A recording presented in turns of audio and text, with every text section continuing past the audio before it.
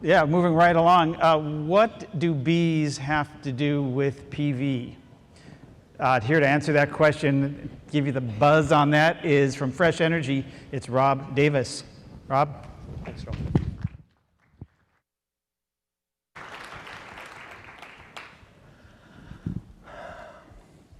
Good afternoon.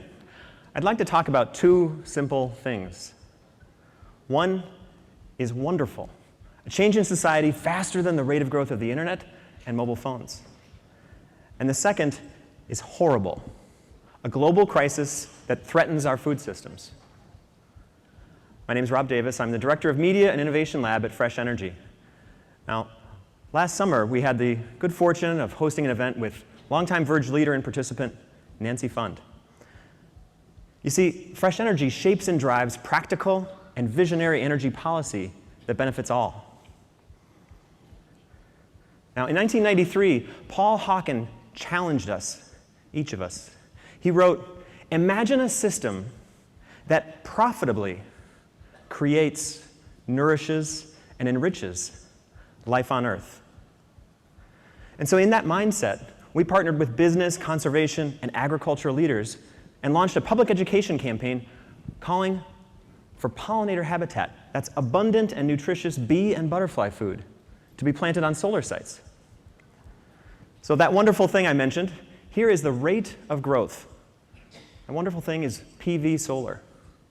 The rate of growth showing solar and phones and internet users from 1993 up. Now, in 2009, something interesting happened. Solar got cheap, and it's getting cheaper and cheaper every day. Now, we're all used to seeing solar in the media, usually a picture like this from Southern California, but notice the ground cover. You see, we incubated our public education campaign in Minnesota, where I live and work. And Minnesota is building, this year and next year, between $1 and $2 billion of ground-mounted solar. But we also have rich agricultural land. So we're proposing something very different. We're proposing that Minnesota build a solar future that looks like this. No, we actually have a lot of blue sky and a lot of sun. Okay, solar actually does quite a bit better in colder temperatures. But we actually know that farmers appreciate the productive use of agricultural lands. And we know that this is an established practice because these photos were taken on sites in Germany and the United Kingdom. Now, for our public education campaign, we partnered with two of the world's foremost experts, MacArthur Genius Award winner Marla Spivak and her colleague, Dr. Karen Oberhauser. Let's hear from them. Hi, my name is Karen Oberhauser, and I'm a professor in the Department of Fisheries, Wildlife, and Conservation Biology at the University of Minnesota. And this is my colleague, Marla Spivak, who's a professor in the Department of Entomology. And I study butterflies, and she studies bees. If people eat fruits and vegetables, they should probably care about pollinators because they're so important to our diet. Pollinators are animals that move pollen from flower to flower. For bees, habitat is everything because it provides them with good nutrition. Monarchs need access to nectar, which comes from the same kinds of plants that bees need.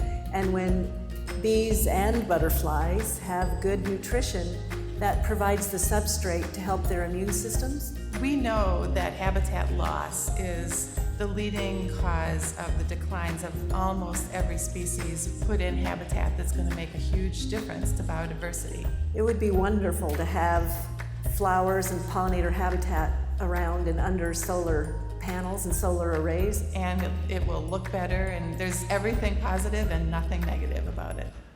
Okay, quick show of hands. Who eats fruits or vegetables? Or the animals who eat fruits or vegetables? Well, my food-eating friends, pollinators are necessary for 1/3 of the food that we eat.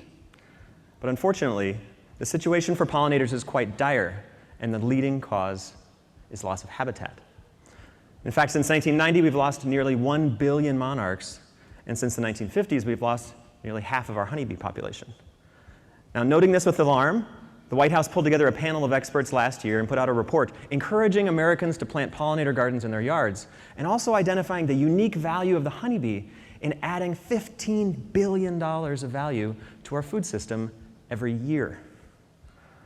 So we know the problem, loss of habitat for pollinators.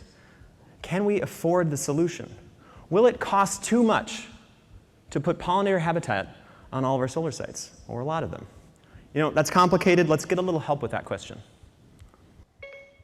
Hey Siri, could you calculate the cost difference for using a pollinator-friendly seed mix on all these solar sites instead of using gravel? Hello, Rob. You don't need a supercomputer for this. The costs of plant seed are equal or less than using gravel. Great, thanks Siri, I appreciate that. It is important that we create more habitat for our pollinators. Siri, I had no idea this issue was so important to you. Yeah, let's just say that it's kind of a family thing. Thanks, Siri. All right. Practically speaking, this issue is actually quite simple. Every single one of these sites has a vegetation management plan. And that vegetation management plan can either call for turf grass or gravel, the industry standards, or it can call for a pollinator-friendly seed mix of low-growing, shade-tolerant grasses and flowers. In fact, Enel Green Power, the Italian multinational, is currently building their largest PV project in North America. And it's being built in Minnesota. And it's big. 16 sites, 150 megawatts. And it beat natural gas in a competitive bid. The entire project, nearly 1,000 acres, will be pollinator friendly. So photos from the UK showing a seed spreader in terms of how this actually gets done before and after. And it's not just about helping the bees. Pollinator habitat and these native grasses and plants take that water off the solar panels and channel it deep down into the aquifer and build soil over time. So, what can you do? What can we do individually, together? Plant a pollinator garden. Do that.